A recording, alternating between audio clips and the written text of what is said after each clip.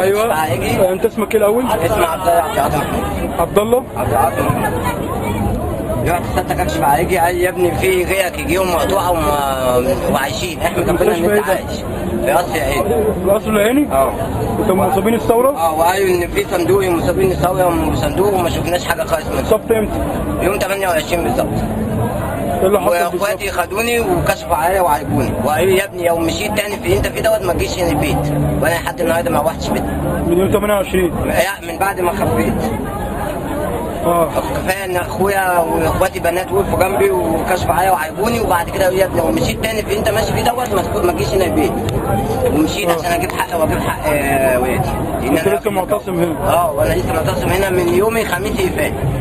وانا جيت الحمد لله يعني هنا العياده عالجتني مرتين ودي المره الثانيه الحمد لله يعني ربنا يخليك. طب مطالبك ايه؟ بتطلب ايه؟ انا بطلب ان انا كل انا عايز ان انا اتعالج بس ان انا اكل واشرب واتعالج ان انا اقعد اكسب. عايز حياه كريمه في البلد يعني. اقدر اكسب قوت يومي عشان اجي متجوز ومخلف. وانت يعني من ساعه ما نزلت الثوره الشرطه بهدلتك. طب شايف ستة كده الاصابه دي مش عارف تخليني اعمل اي حاجه. الاصابه دي عباره عن ايه؟ شغلي وكل وقت يعني شغلي كله واقف. طب انت الاصابه دي جات لك ازاي يعني؟ جات لي